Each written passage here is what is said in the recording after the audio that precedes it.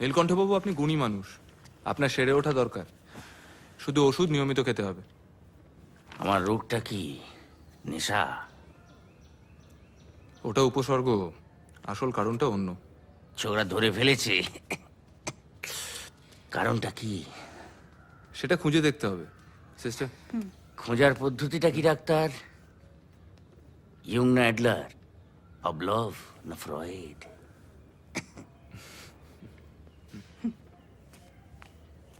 আপনি এখন বিশ্রাম করুন, পরে এসব নিয়ে কথা হবে। তা পরেই যখন হবে তখন একটু ঘুরেই আসি। তুমি কোথাও যাবে না? না না, আমি ফিরে এসে আবার এখানেই ভর্তি হয়ে যাব, কথা দিচ্ছি, প্রমিস। আমার লাখ টাকার কাজ পড়ে আছে দুর্গা। নীলকণ্ঠবাবু প্লিজ জেদ করবেন না, বসুন। কিছু টাকা দাও না। না,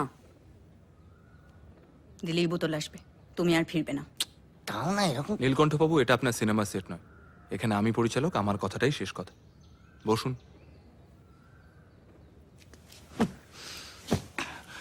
তথাস্তু। খুব জেদি মানুষ কিন্তু। ডাক্তারবাবু, ডাক্তারবাবু একটু দেখবেন, কারো কথা শোনে না। আমার কেউ নেই যে। আপনি চিন্তা করবেন না, উনি এখানে ভালোই থাকবেন।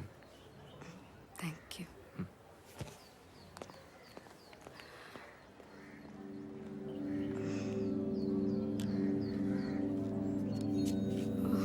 কি হলো স্যার? ওনাকে একটু দেখবেন তো, উনি বলছিলেন মাথা যন্ত্রণারও ছটফট করেন। কি হয়েছে? না না, একবার পালসটা দেখি। ঠিক আছে। দেখি।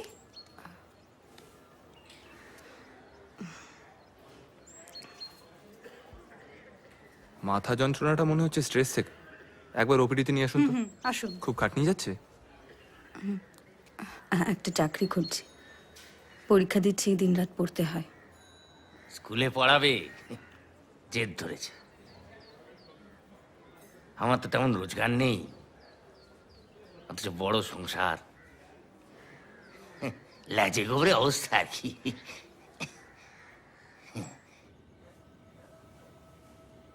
জানো দুর্গা, কালিদাস আদুতে মুখ্যই ছিলেন, কিন্তু রাজকন্যে তার প্রেমে হাবুডুবু খেয়ে তাকে বিয়ে করে বসলো। আর তার কদিন পরে শালা প্রেম টেম সব হাওয়া। আসতে জানি। মনের দুঃখে মুখ্য কালিদাস গৃহত্যাগ করলেন।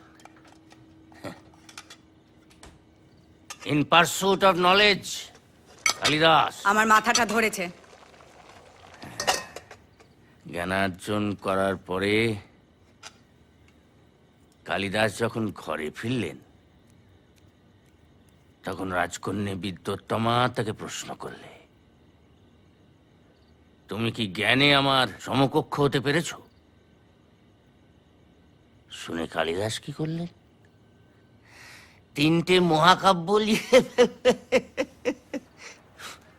তোমার ভাত বেড়ে দিচ্ছি, তাড়াতাড়ি খেয়ে নাও, মাতলামি করো না। আর তুমি আমার সমকক্ষ হয়ে উঠতে পারোনি। 6টা ছবি করেছো, এতগুলো নাটক, ডকুমেন্টারি। তোমাকে দেখে কেউ বলবে তুমি ভদ্রলোক?